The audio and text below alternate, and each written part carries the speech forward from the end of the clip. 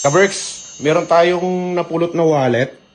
Itong wallet na to may mga card, kung ano-ano pa, debit card, ID, may cash pa nga. So, pupunta tayo ngayon dun sa address na nandito sa kanyang lisensya. Kung maabutan natin siya kasi wala siyang telephone number, hindi natin siya makontak. At meron lang siya dito yung address niya dito sa Calgary. So, puntahan natin, samahan niyo ako. Mga ka-Berks, magandang araw sa inyong lahat. Meron tayong napulot na wallet dito. Itong wallet na napulot natin kanina, nagpunta tayo ng Cochrane. Nakita natin sa gitna ng daan. Tapos, hinanap ko yung address niya. Akala ko taga Cochrane yung nakahulog ng wallet. Nung tinignan ko yung ID niya, taga Calgary pala siya. So, ang gagawin ko ngayon, medyo malayo to sa bahay. Hinanap ko yung kanyang address. At kaya tayo nandito ngayon para isaoli yung kanyang wallet, yung kanyang nawawalang wallet, no? Something good deeds para sa ating mga ka-Berks. So, andito yung ID niya. Tawagan natin siya saglit.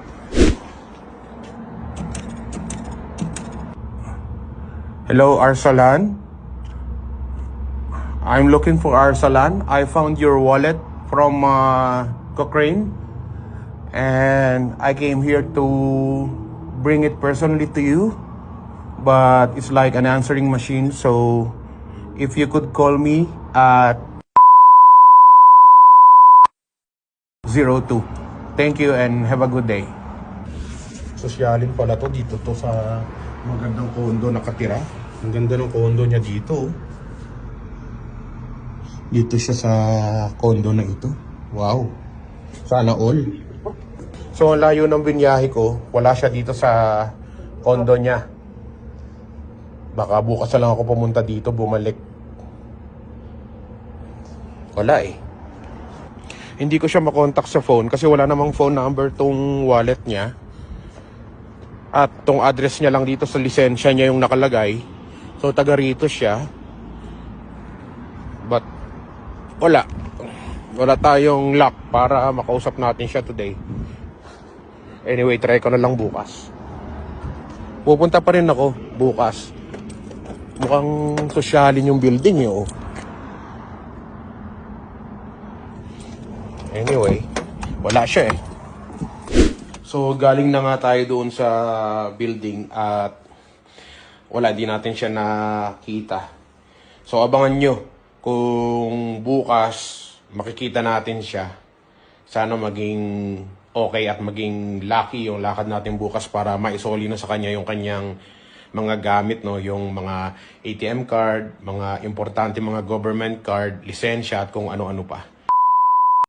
Naalala nyo ba, ka-Berks, kahapon nung maipost natin yung tungkol sa nawawalang wallet? So ngayong araw, binalikan natin, nagpunta ulit tayo doon sa condo niya para isoli nga itong kanyang wallet. Kasi nga kahapon, nung tinawagan ko yung condo number niya, kasi mayroong condo number dito sa labas na pwede mong tawagan para makausap mo sila makapasok ka sa loob. Walang sumasagot. So nag-try ulit tayo ngayon, sana this time may sumagot na para maisoli na natin tong wallet niya personally. Hello? Is Arsalan there? There's no Marshall up there. I don't live with this Marshall anymore. I think it's not the correct number of the current answer. Hindi ko maintindihan kung ano yung sinasabi niya kasi nga putol-putol dito sa speaker. So ang ginawa ko, tumawag ulit ako sa kanya at sinabi niya na wala daw Arsalan na nakatira doon. Kaya sabi ko, paano kaya yon? Bakit dito naka-address yung lisensya ng may-ari nitong napulot ko ng wallet? So di na pala siya dito nakatira. So, ang sabi ng ibang mga followers natin, isurrender na lang natin sa police or hanapin ko yung Facebook page niya. Pero tinry ko na hanapin sa page or sa Facebook, sa kung saan social media. Meron siya mga kapangalan pero nasa ibang bansa. Wala dito sa Canada or sa Calgary. So, bigo tayo na makontak siya. So, hindi ko alam ngayon kung paano ko siya makakontak. Itatry ko na i-post yung kanyang wallet. Pero hindi ko ipopost yung kanyang details sa Facebook page ng Cochrane. Baka doon na siya nakatira ngayon. Or baka i-surrender ko na lang bukas sa mga pulis.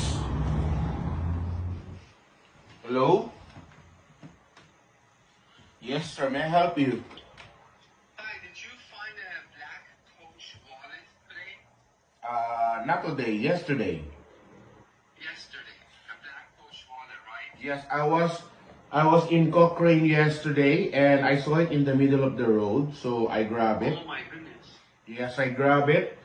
And is this yours? Yes, this is mine. My name is Okay. And inside the black Coach wallet. If you open it, yes. there's like a card that the corners are cut, Okay. and I think there's a $10 bill Okay. in that compartment. Okay, that's you. Yeah. So I am here in Calgary. Where? You know Sate School? Yes. I I live 5 minutes away from State School. I live here in the front of Sate School. You can drop by, so I can personally give you Can your. you text me the address? Yeah, no problem, my friend. Okay, text it to this this is my cell phone. Thank you so much. No- Oh my God. no problem. I went eat- back to the drive-thru. I went back to the store, the furniture store. I went to the 7-Eleven. I was like, where could my wallet be? Because I used it in the drive-thru at ATV. Yes, and what happened yesterday, because when me and my friend are walking in Cochrane, and then when I saw your wallet, I saw it, and then I said, it's like somebody's missing a wallet. When I open it, it's new. So Yeah. all the dates and everything, all the cards are here. So I check your ID, and I saw that you're from Calgary. Yeah. So what I did, I went to the house yesterday, and Yeah, I wasn't home. I was camping. oh, okay. That's why. Because Camping, yeah. I ah, lost it on the way to camping. because somebody says you're not living there anymore. That's why. Who said that? Was it a white person, Chinese person, a Uh, black person? She sounded like Indian from India. Oh, I don't know. No, I don't really know. Yeah, because when I call your number on the apartment, and then that's what she said. Anyway, Oh, because my buzz is not registered to my phone. That's why. oh, okay. So I'm going to text you my address so I can personally give you your wallet, okay? Amazing. What do you want? Do you want a coffee? Do you want a beer? No, my friend.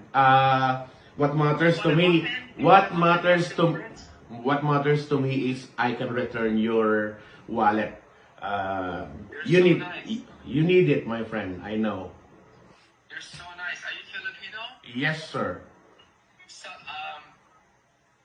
walang anuman. you, you, Sorry, I'm supposed to say salamat. Salamat. yes. Walang anuman. That's from me. Okay. You're welcome. I'm going to send you my address. Okay. Okay, awesome. Thank you so much. Thank you, my friend. See you later. Thank you. Bye-bye. Finally, nakita ko na yung may-ari ng wallet. At ang pinaka-importante sa lahat, na-recognize niya mga Pilipino na emotional ako. Masaya ako at may susoli na natin yung wallet doon sa may-ari nito. Ang gusto ko naman talaga yung makatulong ng walang kapalit. Saka nung napulot ko to, lagi ko iniisip, what if this happened to me? Paano kung nangyari sa akin to? May susoli rin ba kaya sa akin yung wallet na yon? Diba? Kaya gusto ko talaga i-apply yung mga kabutihan sa ibang tao. Kahit na sa maliit na bagay lang, sa ganitong klase lang ng sa pag-aalala sa ibang tao. Malaking tulong na kasi yun. Finally, makakarating na yung wallet doon sa totoong may-ari nito. Pero yung pinaka-emotional ako doon sa part na, are you a Filipino? Kasi doon tayo kilala eh. Yung hospitality natin, yung pagiging totoo natin. Kahit nasa ibang bansa tayo, dapat ganun tayo. At doon nila mare-recognize kung gaano kabuti yung bawat Pinoy. Emotional lang ako. Pasensya na kayo. Pero gusto ko kasi i-share sa iba. Gusto ko i-share sa inyong lahat na huwag tayo mag-interest sa bagay na pag-aari ng iba at imbes tumulong tayo para maibalik natin yung mga nawawala nila mga gamit kagaya nito. Importante ito doon sa may-ari ng wallet. Kaya kailangan niya to, lalo na yung lisensya niya kasi hindi siya makakapag-drive habang wala tong lisensya niya. But anyway, napakadami niyang card dito. At lahat yung mga yan importante para sa kanya. Kaya success ang ating paghahanap sa may-ari ng wallet. Finally, nakita rin natin siya. Maraming salamat doon sa inyo ng mga nagdasal na sana makita natin yung may-ari ng wallet. Finally, nakita na natin siya. Ayos.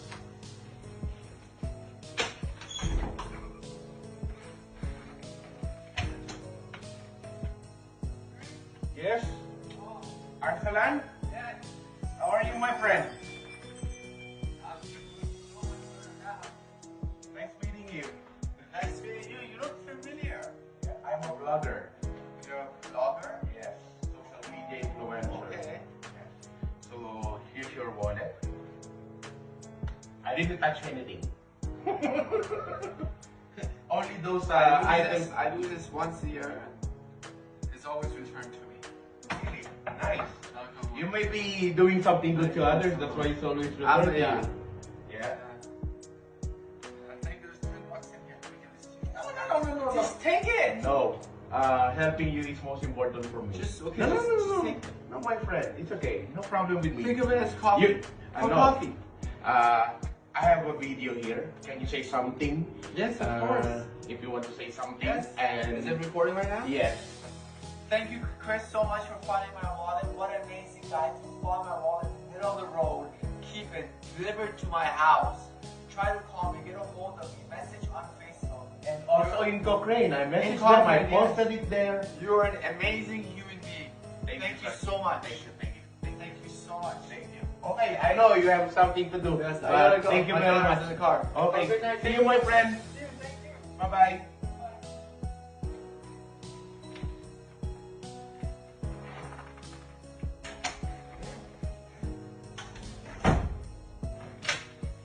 Nakakataba ng puso. Success yung story natin. Success na nakita natin personally yung may-ari ng wallet. I-return na yung wallet sa kanya. And that's what matters. Na kahit pa paano, nakatulong na naman tayo sa iba nang walang kapalit. Yun ang pinakamahalaga. So maraming salamat po. Chris Cusinero, ang iyong pamilya, kapuso, katropa, kabarkada at kaberks. Ano man ang hamon ng buhay, palagi ka lang sumabay. Piliin mo laging sumaya. Kay Chris Cusinero panalo ka. Di lang pagluto at sa kusina, sa adventure ay kasama. Sa lugar na kakaiba, halika na kay Chris Cusinero na. Halika na't sumama ka at manood. Mga matay mamamangha, di lang tiyan ang mabubusog. May mga lugar pa lang ganito ang nangyayari. Kapag nakita mo, mapapawaw, mapapagrabe.